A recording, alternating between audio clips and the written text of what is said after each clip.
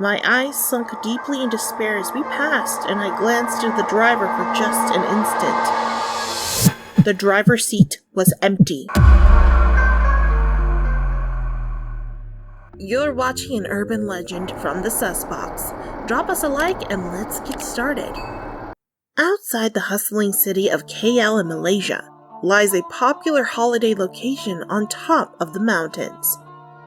Genting Highlands, an elevated mountaintop city adorned with luxury resorts, a casino, and one of the country's most expansive theme parks, Genting Skyworld Theme Park. Just thinking about it transports me to childhood memories of thrilling rides and delectable snacks. Now, as an adult, I find myself staring at an email amidst office monotony. Last chance, 50% off, Genting Skyworld Theme Park rides. Lost in nostalgic daydreams, I was jolted back to reality by a playful slap on my back. It was Jane, my coworker and best friend. "Daydreaming again, Celia?" she teased. Caught red-handed, I awkwardly reverted to my work spreadsheet, but Jane, ever the observant one, had already glimpsed the email. Her eyes sparked with mischief. "How about a spontaneous trip tonight? We have tomorrow off," she proposed. Trying to mask my enthusiasm, I simply replied, "Sure." That's always been my way, keeping feelings close to my chest. Fast forward from the mundane office, Jane was driving along the Karak Highway. This was the only way up to Genting Highlands. Amidst the winding path, the road that was surrounded by plumes of bright green trees and nature at its finest. As Jane hummed to the radio, tapping the steering wheel rhythmically, I grabbed some shut-eye on the passenger seat. The plan? Reach our hotel tonight and hit the theme park first thing tomorrow. As the sun was setting and I felt rested, we spent the next hour on the road chatting about how excited we were about spending time in the theme park. "Should we start with the Ice Age roller coaster ride first?" exclaimed Jane. "Or how about the Global Defender 4D ride first?" Her excitement filled the whole atmosphere of the car. I can't help but to feel as if I'm just a void and sucking her exciting energy. But yet I benefited from her energy too. "I'd like to go to the night at the museum attraction first," I said, pulling out my phone and looking at pictures of it. Jane without hesitation agreed, and we both laughed. I noticed the swerve of her car under the now slightly dark evening.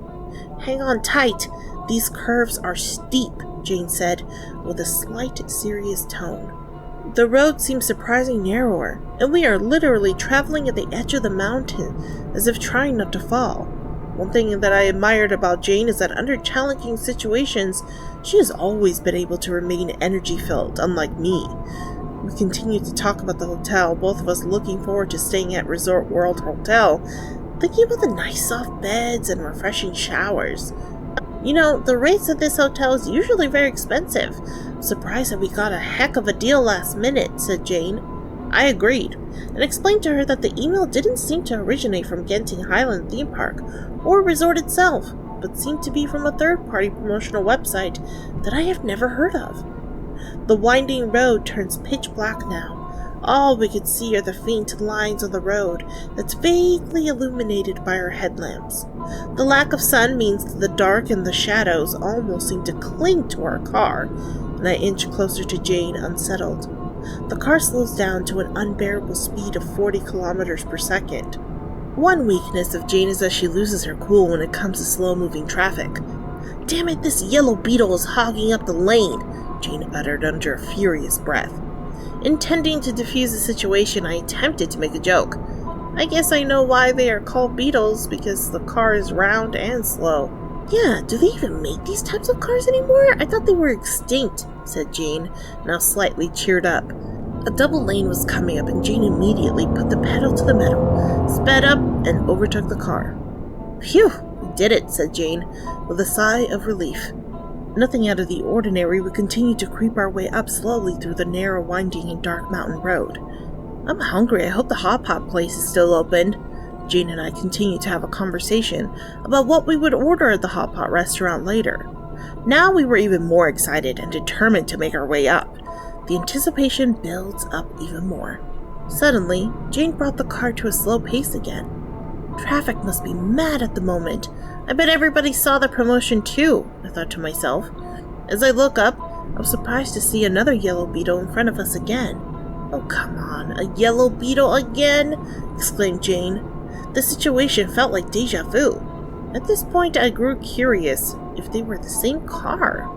Since I didn't have a chance to remember the number plate of the previous car, I thought now would be a perfect chance. It read D1E44. Another opening came up and Jane flew right in the opposing lane to overtake the car. A few moments passed in silence as we were both hangry and tired, hoping to arrive soon. Just another 20 minutes and we will arrive soon, Jane assured, and sounded hopeful. It took a few moments of shut-eye, again as I was getting dizzy from the road. I could feel Jane speeding up, slowing down and speeding up again, overtaking cars intermittently as I flew into a slumber. Later, I was awoken by a comment Jane made. These yellow beetles seem to be popular around here. Must be some kind of car event or something.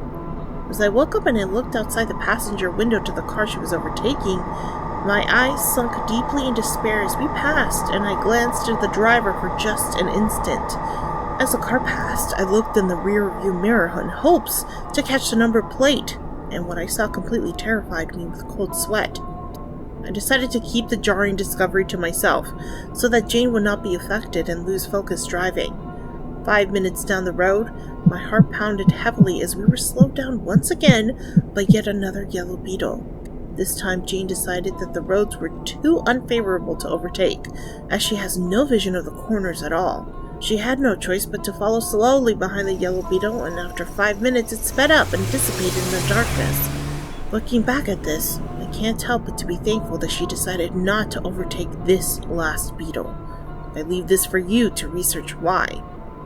After what seemed to be an eternity on the dark, narrow, winding roads, we finally approached the car park of the hotel. We enjoyed a hot meal, checked into our hotel, had a hot shower, and tucked ourselves in for the night. However, I was still haunted by what I had saw earlier, thinking if it was the right time to tell Jane about it. Suddenly Jane asked, "The drive up here was pretty crazy, right? What's up with those yellow beetles?" That was my opening. I had to tell Jane about it.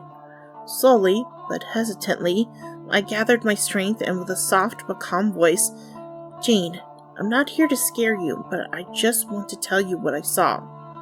Jane sits up on the bed intrigued. "You can tell me anything, Celia. You're my best friend. What did you see?" With a bolt of courage, I said to her, "Well, those yellow beetles we saw, they all had the same number plate, D1E44.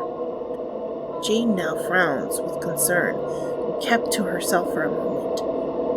It spelled out Die 44, and the number 4 in Cantonese can also mean die.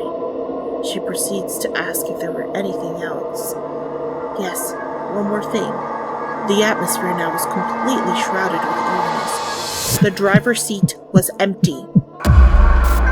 Thank you for sticking with us for another sus tale. Let us know in the comments below what your thoughts are for this story. Drop us a like if you have enjoyed this video and feel free to check out our other videos. See you soon, or not.